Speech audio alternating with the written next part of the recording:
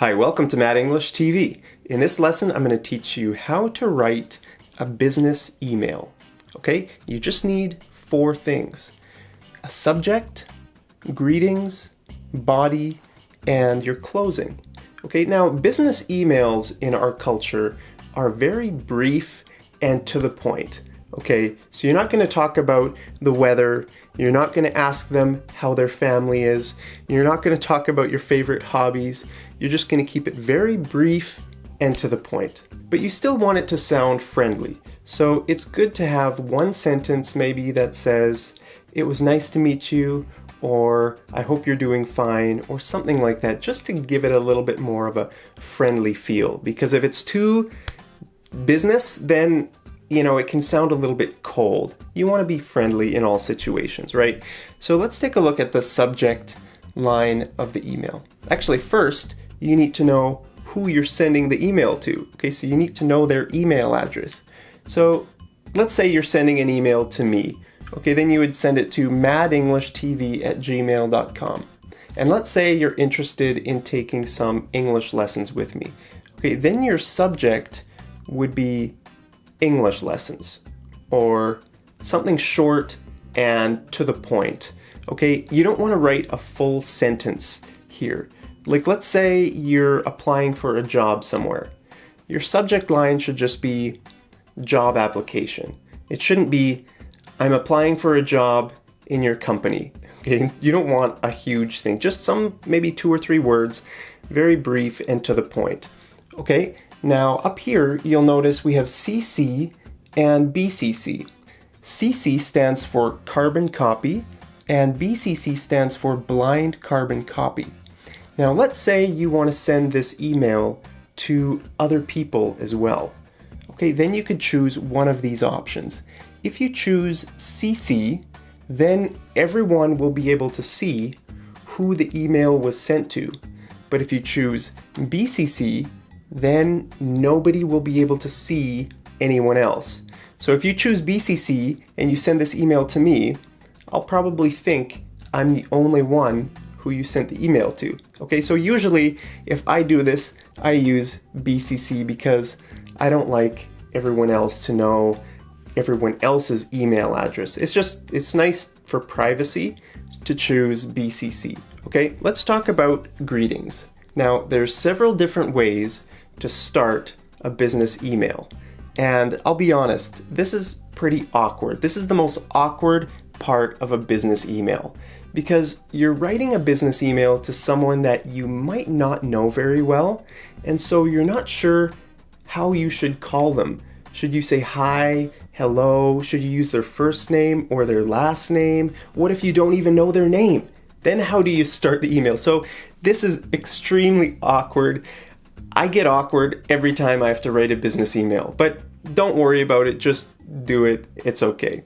So the first and the most common way to do this is just to say, "Hi, John." So hi and the person's first name. Now, hi is very informal, right? And using a person's first name is also very informal. But in our culture, it's okay to use someone's first name.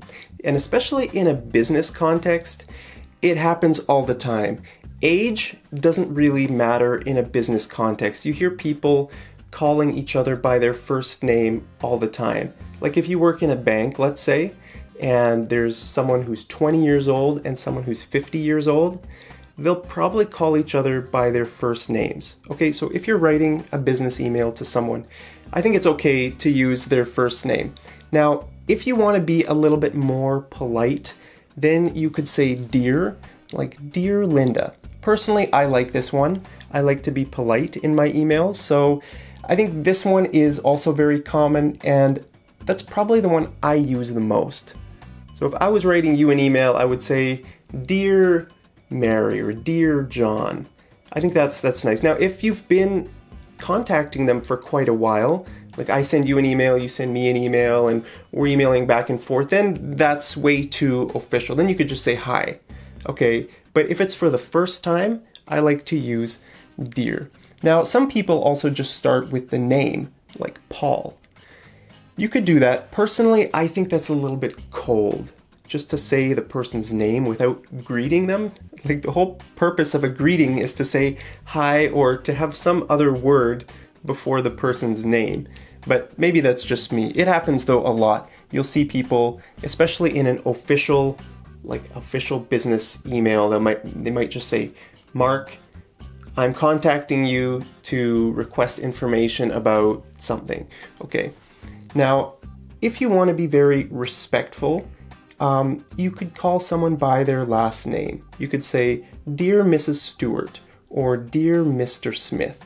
Okay, that's nice because you're being very polite, you're using dear, and you're being very respectful, you're using their last name. Okay, so this is also a very common way to start a business email.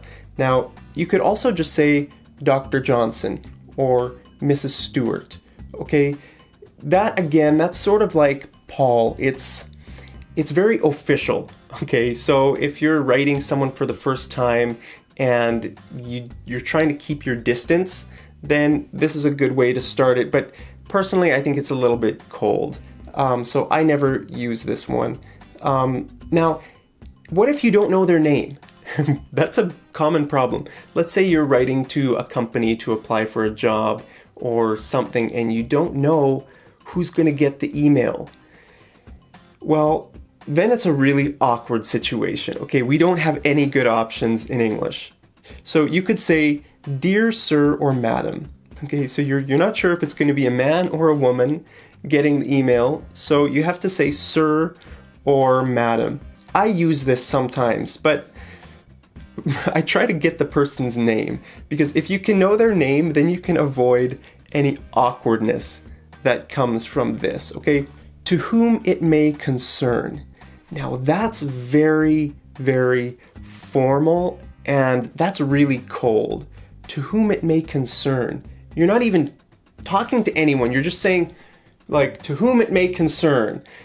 That to me is almost rude.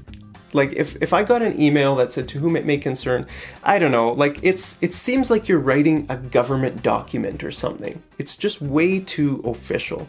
So personally, I would rather use this one instead of this one. But probably the most common way I tackle this challenge is I just use the word hello. Hello, I'm writing to ask you about blah, blah, blah. Okay, this one it's very informal, like the word hello and hi. That's informal, but in a way, it's a lot better than this one. And in a lot of situations, I think it's better than this one. So personally, I think this is the one I use the most when I'm just not sure what someone's name is. But I would say the ones I use the most are like Hi John or Dear Linda. Those are really nice. If it's a person like in a very respectful position or they're a lot older than me or something, then I might use like Dear Mr. Smith or something like that. But generally, I just use those there. And if I don't know their name, I just say hello. So I don't know. What do you think? Which one do you like the best? I know everyone has different ideas probably of what the best thing is, but now you know my ideas. So anyway, let's talk about the body. Okay, the body should just be a short paragraph or maybe 2 paragraphs, just saying what you want to say, and then you close the email. Okay, so let's see what this person says. It was great to meet you at the job fair last weekend. We talked about several positions that are available in your company. I'm very interested in the customer service position. Please find attached my resume and cover letter. I look forward to your response. Okay, now this is just a really great body. It's very brief, it's a few sentences, it's friendly. It was great to meet you at the job fair last weekend.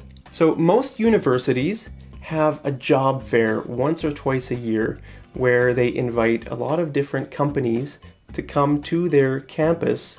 So there's a lot of different employers who set up like a booth and they talk to students and they try to recruit students, and students come and they can apply for jobs there. Okay, so that's called a job fair. So this person's being very friendly. He's saying it was great to meet you last weekend. We talked about several positions that are available in your company. Okay, so now he's getting right to the point. This is what we talked about. So he's reminding the person what they talked about, which is also very nice. And then I'm very interested in the customer service position. Okay, so he's stating his intention. Why is he writing the email? Because he's interested in applying for a job, right? So then he says, please find attached my resume and cover letter. I'll look forward to your response. Perfect. Okay, and it's done. Now we have our nice body, and now we're ready for the closing. Okay, so when you close an email, you need to use 1 or 2 words before your name, okay? And that'll be one of these here. So sincerely, regards, best regards, warm regards, kind regards, best wishes, thank you, and then your name, Mark. Okay, so sincerely, that's quite official. Personally, I never use it because it's a little bit too formal. Like if you wrote me an email and you said sincerely, that's fine. It makes everything very formal. And personally, I like to not be that formal. There's other ways to be sort of medium formal, okay? Like regards, best regards, warm regards, kind regards, all of these are really good. Okay, personally, I really like warm regards.